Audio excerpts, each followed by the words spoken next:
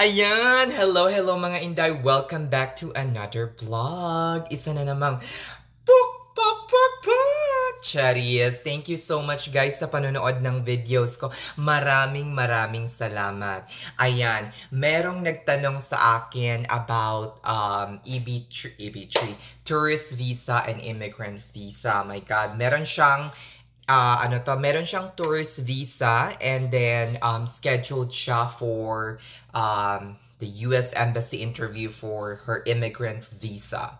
So, mga Inday, please lang, okay? Kung hindi man yan ika-cancel automatically yung inyong tourist visa, once marilisan na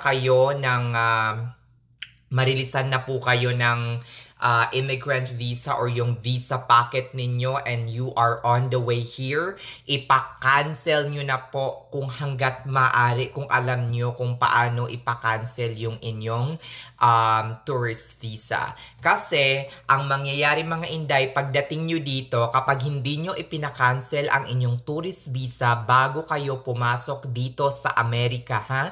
Bago kayo pumasok dito sa Amerika as an immigrant visa, for example, meron kayong daladalang visa packet and you are coming here as an immigrant using employment-based category 3, ang mangyayari niyan, pagdating nyo sa airport ng inyong point of entry dito sa Amerika, magkakaroon or magfa-flash sa screen ng officer ang isang red flag notice.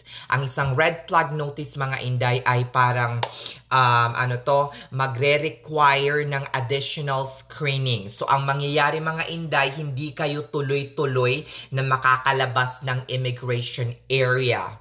Okay? Or ng border control area. Hindi kayo dire-diretsong makakalabas. Delikado dapat nyo nang ipa-cancel kasi delikado ito lalo na sa mga pasaherong meron pang connecting flight at napakaikli ng layover time nila, like 2 hours lang, 3 hours lang, tapos napakahaba ng pila sa immigration. Kasi ang mangyayari ng mga Inday, madedirect kayo sa second screening interview and it will take like, yung waiting time nyo lang mga Inday, aabutin ng mga 30 minutes to an hour bago kayo ma-interview.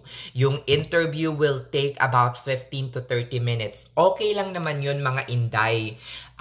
Kasi makakalusot din naman kayo. Kasi once they found out that the red flag or the cause of the red flag is because of your existing tourist visa or B1, B2 visa category or visitor's visa here in the US, ika-cancel lang nila yon, and once it is canceled, you're free to go. Kaso, ang mangyayari, nakakaloka mga Inday, masasayang yung oras ninyo. About 2 to 3 hours ang masasayang sa oras nyo. Kaya kung ako sa inyo, ipa-cancel nyo na once the visa or sigurado na kayo na maririlisan ng employment-based category 3 or EB3 immigrant visa as soon as possible, ipa-cancel niyo ang tourist visa ninyo. Kasi kahit sa ayaw at sa gusto ninyo,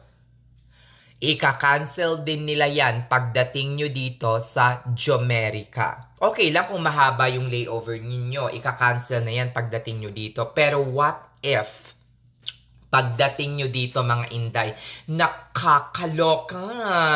2 to 3 hours, tapos 4 hours lang pala or 3 hours lang pala yung allotted time ninyo from the time of arrival from the point of entry papunta sa inyong layover. Diba? 3 hours lang. Gagahulin kayo sa oras at believe me or not, napakahaba ng pila, especially doon sa merong mga sa pila doon sa may mga immigrant, new immigrant at mga new visa na papasok. Napakahaba ang pila doon mga Inday. Kaya kung ako sa inyo, ipa-cancel nyo na yan, Day, bago pa kayo pumunta dito sa Jomerica para hindi na kayo ma-hassle at ma-red flag sa immigration. Diba? Nakakaloka!